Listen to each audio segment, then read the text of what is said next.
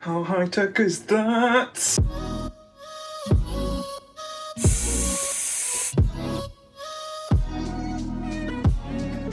Hello, I'm going to show you how I make coffee. This is a Rwandan coffee from Workshop Coffee in Oxford Circus, which I got a while ago because of this lockdown. So it's not fresh, but when we extract an espresso, there's a few different elements that you need to control.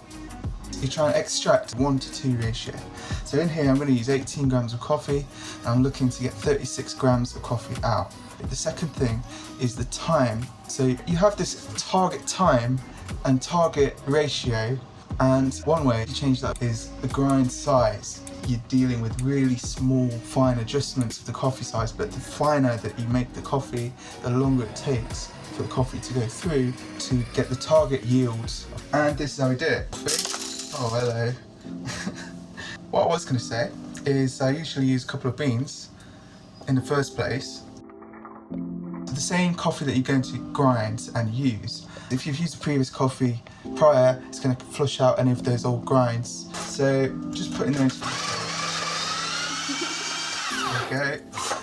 Look at that. Smells amazing.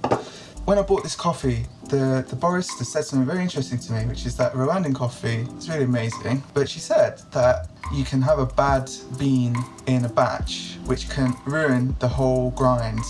So if it smells a bit like raw potato, right, which is a weird smell for coffee, then it could be just one bean that's off and it will make the whole brew taste disgusting. So every time you grind, you have to smell it and go, does it smell like raw potato?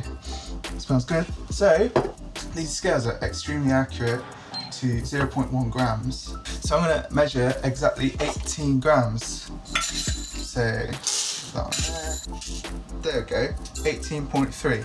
That's good. I'm going to pop them in there like that. Get the portafilter, and I had this machine on for 20 minutes to warm up because one of the variables we're trying to get consistent is the temperature. With a higher temperature, it basically extracts quicker. So now we've got this portafilter, what I'm going to do is I'm going to tear the scales so I can measure exactly how much coffee that I actually get out here.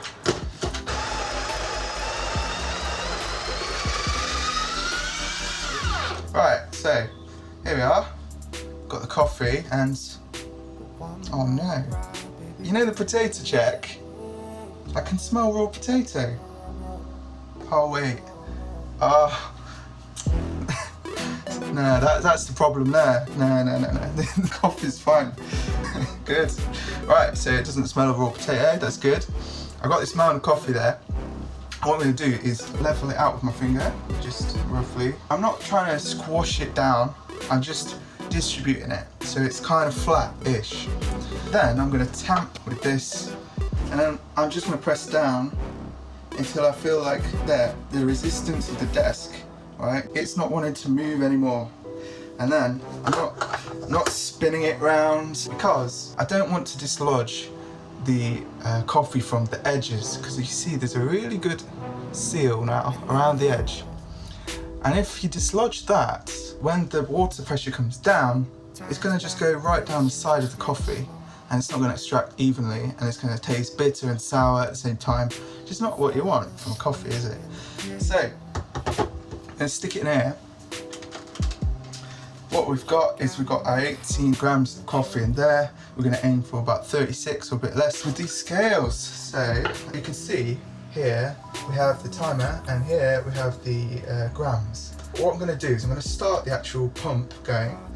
I'm going to start the timer at the same time, because as soon as the pump starts, water is going to hit the coffee and I want to time from that moment. I'm aiming to try and get that 36 grams in about 25 to 32 seconds or so. Let's do this. 1, 2, 3, 4, 5, 6, 7, 8, and off we go. Come on, your coffee.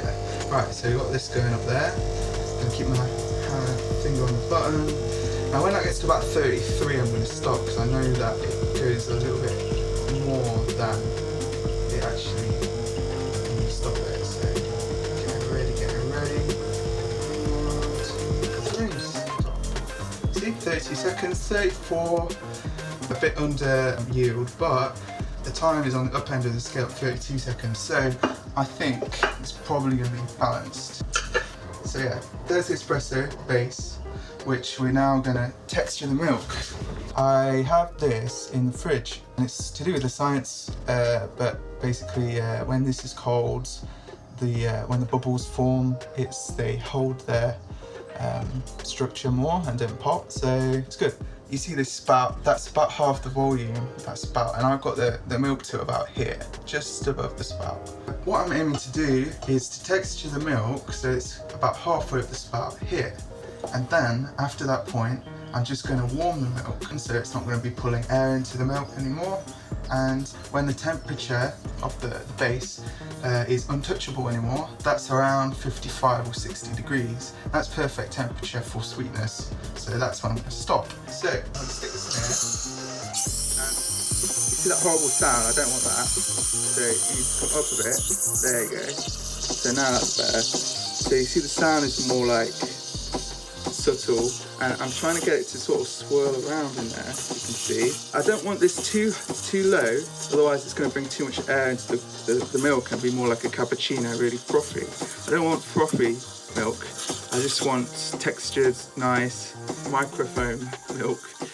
So I'm watching the level, and when it gets to sort of halfway up the spout, maybe around there, I'm just going to put it in now, deeper. So now it's not bringing air into the milk anymore, but it's still spinning the milk round, and it's just heating the milk. And I can feel the temperature getting higher. Ouch, that's it. Right, so just going to quickly clean this. So what we've ended up with is this nice microphone. See, and I just want to swirl it around and tap it, break the bubbles until it goes nice glossy, like looks like paint. Yummy paint. This is the bit that I can't do very well, so forgive me, but I'm going to try. Just going oh no! What is that? Oh, it's an upside down heart, except it's not really. It's like a flying heart. There you go, flying heart. So anyway, that's how I make my coffee. Let me see how it tastes. Raw potato? No. That's good. That's good stuff. Oh, that's really good actually. Yeah. No, it's not bitter, which is good. If it's over extracted, that tastes bitter. That's what makes bitter coffee. If it's under extracted, that can taste sour, which is really disgusting. But this thing is not disgusting at all. This thing is pretty delicious. So, cheers. Thanks for watching this thing with the height of technical innovation. Stay safe from this coronavirus. See you later.